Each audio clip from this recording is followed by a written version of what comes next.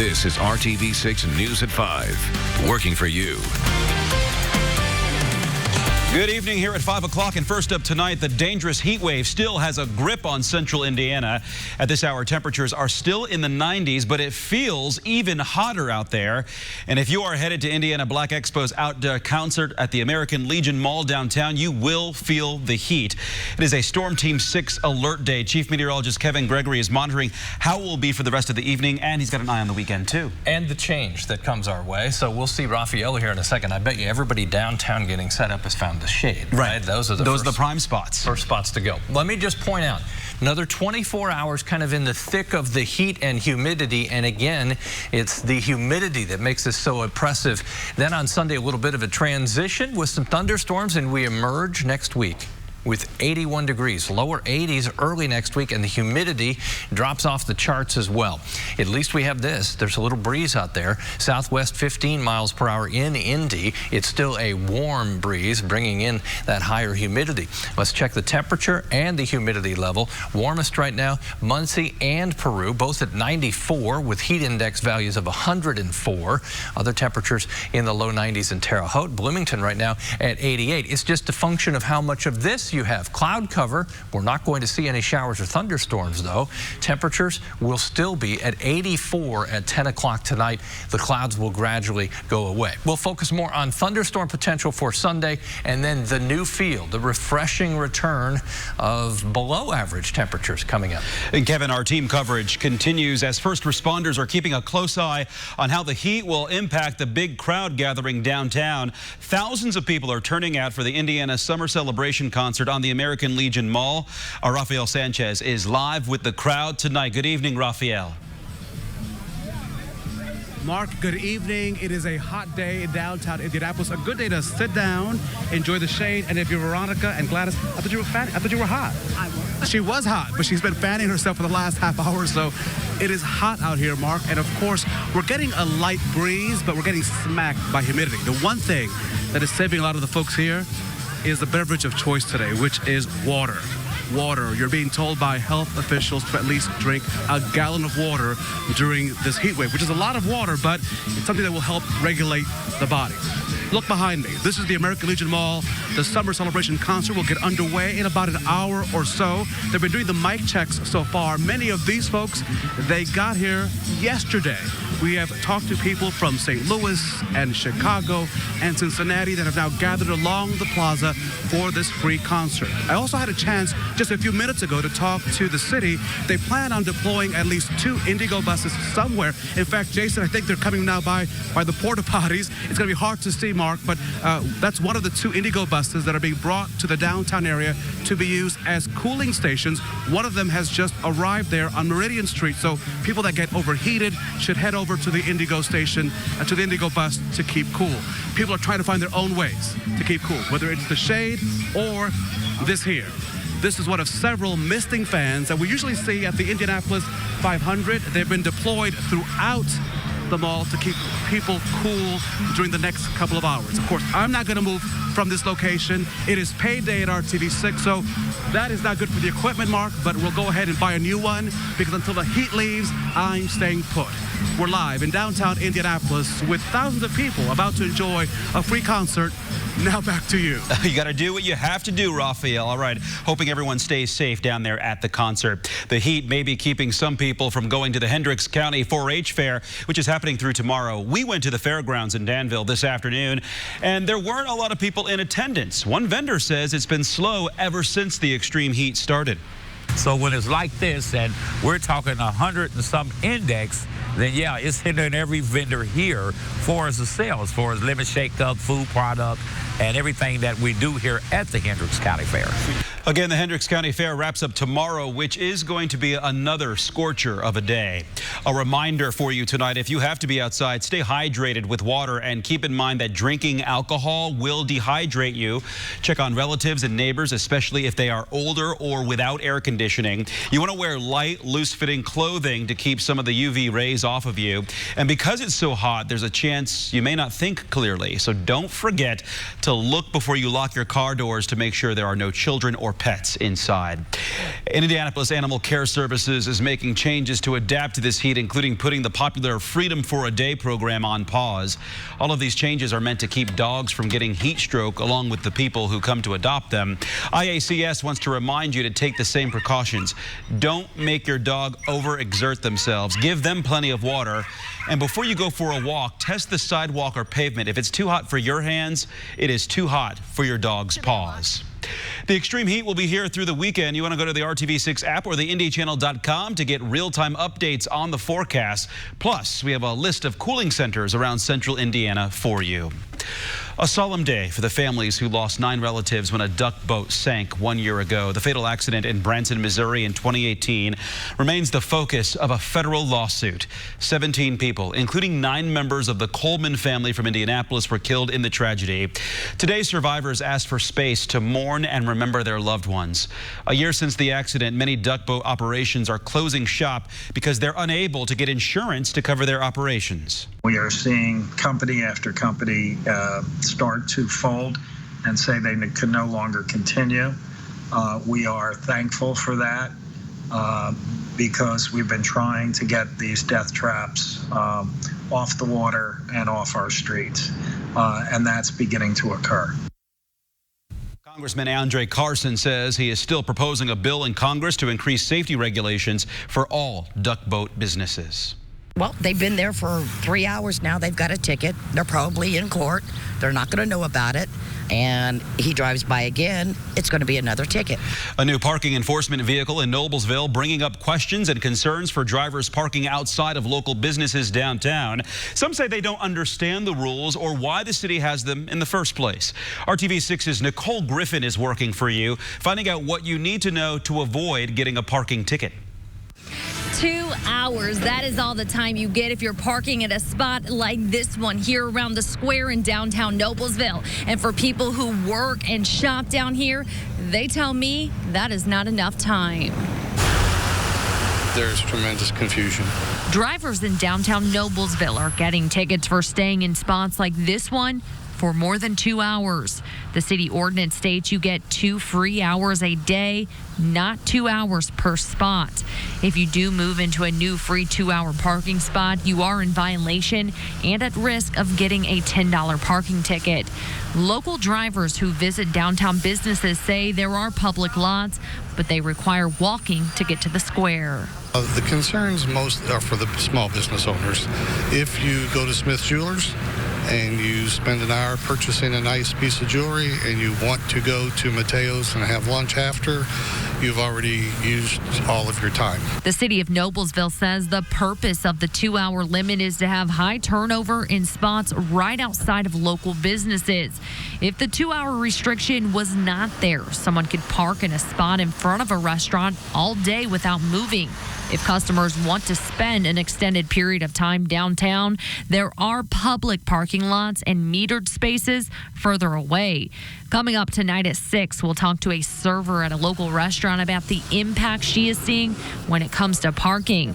Plus, how a new parking enforcement vehicle is changing the way parking is being enforced. Nicole Griffin, RTV6. New developments tonight. Plans for 2 new hotels at Pan Am Plaza in downtown Indianapolis are being scaled back, at least for now. In a letter to the owners of the city's major downtown hotels, Mayor Joe Hogsett says only 1 hotel will be built at first rather than 2 at the same time. After the city came out with plans late last year for 2 adjacent hotels with more than 1,400 rooms, downtown hotel owners raised a red flag, saying 2 new hotels was 1 too many. Now the mayor says Kite Realty will build a 38-story, 800-room hotel along with an 80,000 square foot expansion of the neighboring Indiana Convention Center. Work on a second hotel with 600 rooms will be put on hold until there appears to be enough demand for it. Still ahead on the Now Indy at 5:30 on RTV6. Many people have trouble affording medication, but some states are coming up with a solution, and it's all about recycling. We'll show you how it works coming up on the Now Indy. But first, here at 5, a new scam targeting your money. The callers claim to be from Medicare. What you have to know to protect yourself. Kevin. And the first crack in the heat and humidity arrives on Sunday. We'll talk about the timing of thunderstorms. They'll begin to transition to cooler temperatures next week. That's why people feel better shopping at Meijer. Tonight, Speaker of the House Nancy Pelosi will give remarks at the Young Democrats of America convention. Yesterday, Indianapolis welcomed Mayor Pete Buttigieg to speak. Nearly 1,000 people attended Buttigieg's speech last night, and a similar crowd is expected tonight. Pelosi represents California's 12th district, which is most of San Francisco. She is the only woman to have served as Speaker of the House. Pelosi will speak at 7 p.m. The Indiana Republican Party is criticizing Pelosi's visit to the state. Spokesperson Pete Seat says, quote, "The Indiana way provides a night and day difference to the dysfunction Pelosi stirs up in Washington, and it results in better government service for all. You might call our work a blueprint for success. Hopefully Speaker Pelosi takes some notes," end quote.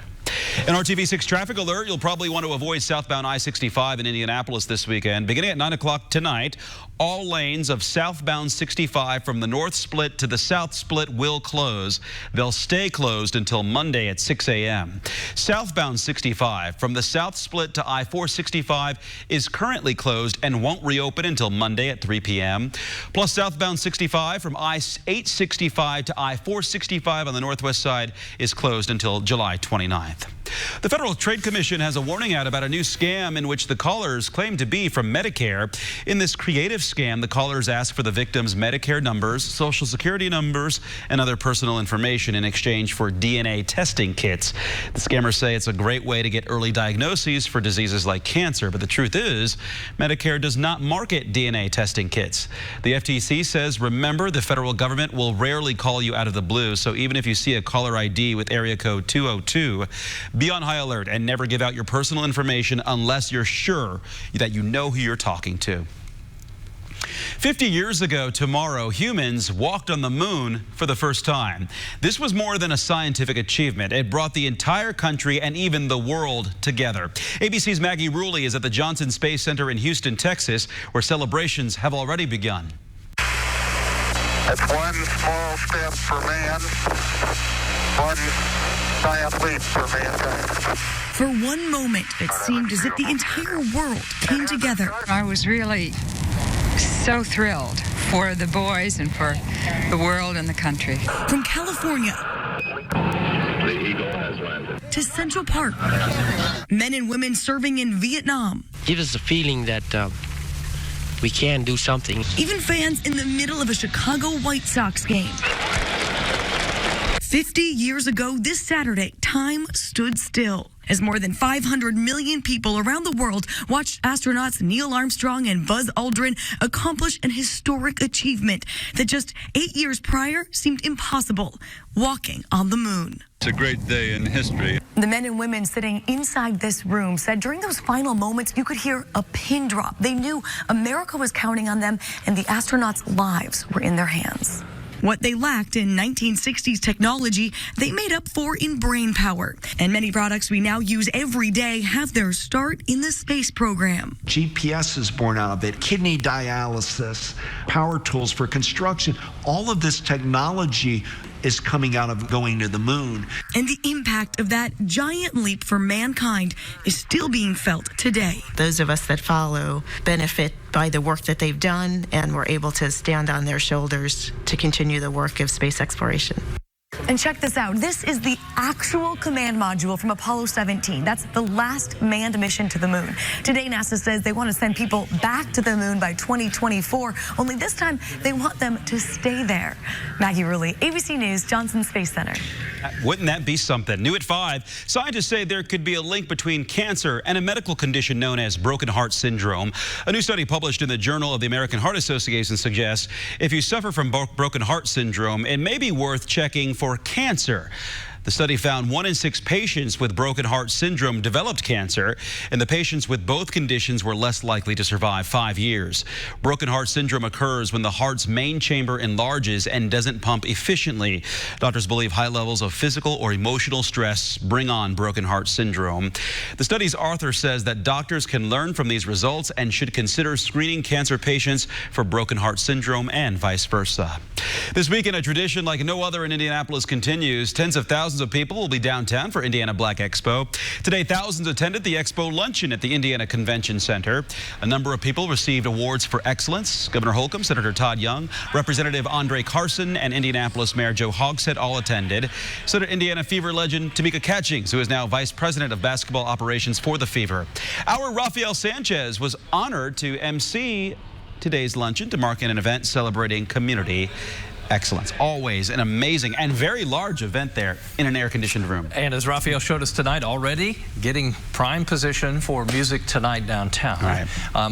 Lots of stuff melting on a day like this. Hopefully not you. You get indoors, stay cool. Let's check out some dry ice here. And what's unique about this is you look at the dry ice and the little time lapse there as we go through it. That's carbon dioxide. So it goes from a solid to a gas, and you don't see the water melt. Right. Water, yeah. So it disappears before our very eyes. Now I did something in my car that I'll show you at 6. I've had cookie dough in there on a tray. Oh, treats. Yep, chocolate chip and oatmeal cookies coming up, thanks to a little car cooking that went on today.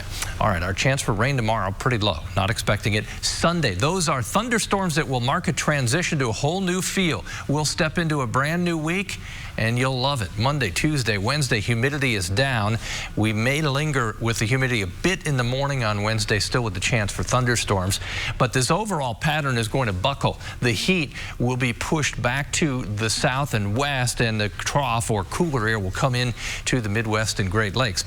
A peak temperature potentially of 96 tomorrow. I say potentially because the cloud cover, depending on when the cumulus clouds build, has been cutting off some of the heating in the afternoon. Sunday, the thunderstorms develop. That will begin the end of the heat and humidity combination. Monday and Tuesday, it'll feel a whole lot better. It's the overnight hours when we don't cool off that keeps everything very uncomfortable, especially if you do not have air conditioning. You just can't cool off much overnight. Tomorrow morning, well in the 70s, the same on Sunday. Then it gets more comfortable as we get to Tuesday. You'll actually have the windows open again, I think, as we get to the middle of next week to let some of that fresh air in. 94 in Kokomo. These are current temperatures. 93 in Frankfort and Clinton County. It's hard not to be part of the 90-degree club today. 94 in Bedford. Temperature just at the mark in Greensburg and Decatur County. But it's all about the humidity. Now remember, just in 2012, we had an actual high temperature of 105. These are heat index values that make it feel like 104 in Peru and Muncie. This time around, it's more about the humidity than the actual temperature. Looks like Marshall wants to go for a walk, but he is one smart dog, just playing it cool. No reason to go for a walk in this type of heat with the puppy. Kelly McConnell sent in that picture. Temperatures, they'll be in the low 90s till just before sunset, really. Then we move into the 80s.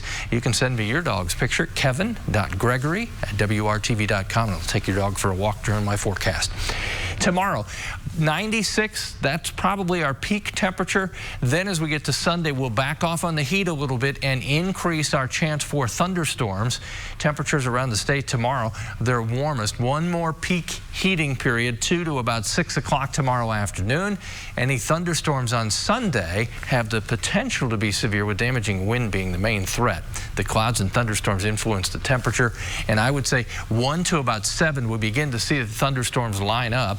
Then between 7 and 9 starting to shift to south and east. It'll take a little bit, but you'll definitely notice the difference as we get into next week. Temperatures Monday, low 80s. Most people probably don't look forward to a Monday that often. Not this one. No. I am. Right. I think a lot of people will look forward to Monday, as the feel will be different. Tuesday morning, Wednesday morning will be in the upper 50s. All right. Thanks. A little relief on the way after the weekend. All right. So a new twist to an Airbnb listing. The unique home situated on the branches of trees. That story next on the news at 5 here. Come in for great deals now. You're watching RTV6 News at 5. Booking an Airbnb home is a popular alternative to a hotel. But what about an Airbnb treehouse? Hey, don't dismiss it, because there's one you have to see. Check this out. This huge Airbnb treehouse has a formal name. It's known as Sulphur Ridge. It's a little less than 5 hours away from Indianapolis in Bloomington Springs, Tennessee, east of Nashville. It's called Tennessee's first luxury treehouse. Of course, the house is hiding in the woods. Guests say it is unforgettable. Every corner features Tennessee treasures, from local coffee and baked goods to reclaimed wood and stained glass. There's even a working jukebox. Outside, guests can swing in the breeze, and there's an opportunity there to unplug. to be here without Wi-Fi, to be here without television, to play board games, to dance to the jukebox, to sit outside and just listen to nature. Remember, all of this is in a treehouse. Certainly a unique offering on an Airbnb. We looked it up. The treehouse costs about $200 a night. Not bad, huh? Coming up all new at 6 o'clock here, it's your power company calling, or maybe not. We'll tell you how you can spot a growing phone scam. And up next on the North Now, Indy, a restaurant's special mission. It goes far beyond serving meals to hungry customers. How they're helping build confidence for people with special needs. You're watching RTV6.